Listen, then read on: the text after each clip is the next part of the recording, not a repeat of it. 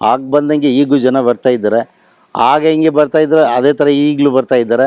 ಅವ್ರು ನಮ್ಮ ಅಪ್ಪ, ನಮ್ಮ ತಾತ, ನಮ್ಮ ತಾಯಿ ಅವರು ಯಾವ ಥರ ಜನ ನೋಡ್ತಾಯಿದ್ದು ಅದೇ ಥರ ನಾವು ನೋಡ್ಕೊಂಡು ಹೋಗ್ತಾ ಇದ್ದೀನಿ.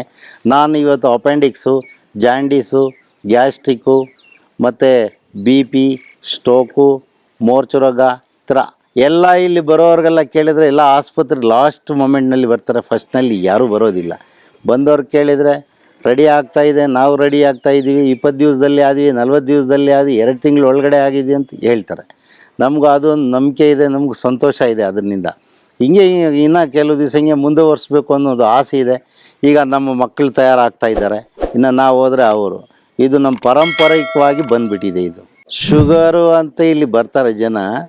ಶುಗರ್ ಬಂದರೆ ಅದನ್ನು ಕಡಿಪಿಗೆ ಸೊಪ್ಪು ಅಂತಾರೆ.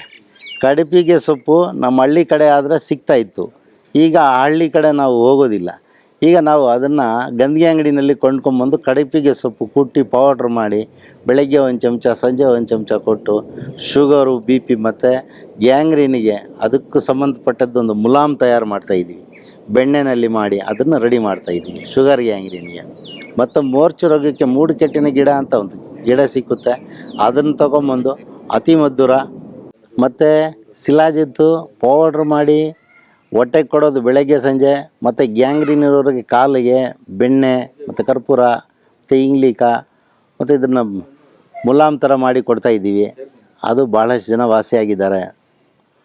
ಮತ್ತು ಇದು ಗ್ಯಾಸ್ಟ್ರಿಕ್ಕು ಮತ್ತು ಅಪೆಂಡಿಕ್ಸು, ಹೊಟ್ಟೆ ಒಳಗಡೆ ಕೂದಲು, ಕಡ್ಡಿ, ಉಗುರು ಈ ಥರ ಸಮಸ್ಯೆಗಳು, ಜಂತುಹುಳುಗಳ ಸಮಸ್ಯೆ ಇದ್ದರೆ ಅದಕ್ಕೆ ನಾವು ಓಮ, ಶುಂಠಿ ಮತ್ತು ಆಳಕಾಯಿ ಚೂರ್ಣಗಳು ಮಾಡ್ತೀವಿ. ಆಮೇಲೆ ಸೇಂದು ಲವಣ, ಗಾಜು ಲವಣ, ಪಾದ ಲವಣ, ಬಿಡು ಲವಣ ಈ ಲವಣಗಳನ್ನು ತಂದು ಅದನ್ನು ಪೌಡ್ರ್ ಮಾಡಿ ಕಲಸಿ ಅಪೆಂಡಿಕ್ಸು ಮತ್ತು ಗ್ಯಾಸ್ಟ್ರಿಕ್ಕು ಮತ್ತು ಹೊಟ್ಟೆ ಒಳಗಡೆ ಕೂದಲು, ಕಡ್ಡಿ, ಉಗುರು ಮತ್ತು ಜಂತುಹುಳುಗಳು ಇದು ತಗೊಂಡೋಗ್ತಾರೆ ಜನ. ಚೆನ್ನಾಗಿದ್ದಾರೆ. ಮತ್ತು ಬೆಳ್ಪೋಗೋದು, ಬೀಡಿಂಗ್ ಹೋಗೋದು, ಬಿಳಿ ಬಣ್ಣದ ಶಿಲಾಜಿತ್ತು ಮತ್ತು ಅತಿ ಮಧುರ, ಸುಗಂಧಿ ಬೇರು, ಈ ಮುಟ್ಟಿದ್ರೆ ಮುನಿ ಈ ತಗೊಂಬಂದು ಪೌಡ್ರ್ ಮಾಡಿ ಕೊಟ್ಟರೆ ಅದರಲ್ಲಿ ಬೀಳ್ಪೋಗೋದು, ಬೀಡಿಂಗ್ ಹೋಗೋದು ಮತ್ತು ಅಲ್ಸರು, ಸುಸ್ತು, ಮೈಕೈ ನೋವು ಅದರಲ್ಲಿ ವಾಸಿ ಆಗ್ತಾಯಿದೆ. ಮತ್ತು ಕೀಲು ನೋವುಗಳಿಗೂ ಸಹ, ಕೀಲು ಇರೋರಿಗೆ ಅದಕ್ಕೂ ಸಹ ನಾವು ಈ ಓಮ ಮತ್ತು ಈ ಆಳಕಾಯಿ, ನೆಲ್ಲಿಕಾಯಿ, ತಾರಕಾಯಿ ಇದು ಮತ್ತು ಸೇಂದು ಲವಣ ಚೂರ್ಣ ಮಾಡಿ ಬೆಳಗ್ಗೆ ಸಂಜೆ ಅದನ್ನು ಕೊಡ್ತಾಯಿದ್ದೀವಿ. ಮತ್ತು ಮಕ್ಕಳಿಲ್ದಿರ ಇರೋವರಿಗೆ ಮಕ್ಕಳು ಆಗೋದಕ್ಕೆ ಅದು ಬಂದು ಅಶ್ವಗಂಧ ಬೇರು ಮತ್ತು ರಾಗಿ ಮರದ ಬೇರು ಕುಟ್ಟಿ ಚೂರ್ಣ ಮಾಡಿ ಅದನ್ನು ಕೊಡ್ತಾಯಿದ್ದೀವಿ. ಅದರಲ್ಲಿ ಸುಸ್ತು, ಮೈಕೈ ನೋವು, ಮಕ್ಕಳಿಲ್ದಿರೋರಿಗೆ ಮಕ್ಕಳಾಗೋದಕ್ಕೆ ಅದು ಬೇಜಾನ್ ಜನ ಇಲ್ಲಿ ಆಗಿದ್ದಾರೆ, ಬೇಕಾದರೆ ನೋಡ್ಕೋಬೋದು, ಆ ಥರ ಇದೆ. ಮತ್ತು ಈ ಬೇರೆ ಸಮಸ್ಯೆ ಇನ್ನೇನಿರುತ್ತೆ ಅದು ಒಂಟಿ ತಲೆನೋವು, ದೀರ್ಘಕಾಲದ ತಲೆನೋವು ಅಂತಾರೆ ಕೆಲವರು, ಒಂಟಿ ತಲೆನೋವು ಅಂತಾರೆ. ಆ ಗ್ಯಾಸ್ಟ್ರಿಕ್ ಹೌಸಿನಲ್ಲೇ ಬೇಜಾನ್ ಜನಕ್ಕೆ ತಲೆನೋವು ವಾಸಿ ಆಗ್ತಾಯಿದೆ.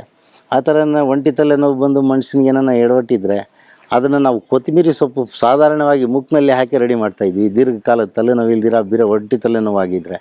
ಮತ್ತು ಆಸ್ತಮಾ ಅನ್ನೋ ವ್ಯಾಧಿಗಳಿವರು ಬೇಜಾನ್ ಬರ್ತಾರೆ ಚಳಿಗಾಲದಲ್ಲಿ. ಆಸ್ತಮಾ ಮತ್ತು ಬಿ ಪಿ ಲೋಕ ಪೇಷಂಟ್ಗಳಿಗೆ ಅವರಿಗೆ ಮತ್ತು ಕೆರೆಯಲ್ಲಿ ಹೋಗಿ ಆಡಿಸೊಗೆ, ಅಮೃತ ಬಳ್ಳಿ, ಜ್ಯೇಷ್ಠ ಮದ್ದು ಮತ್ತು ಮೂಡುಕೆಟ್ಟಿನ ಗಿಡ ಚೂರ್ಣಗಳನ್ನು ಮಾಡಿ ಬೆಳಗ್ಗೆ ಸಂಜೆ ಕೊಡ್ತಾಯಿದ್ದೀವಿ.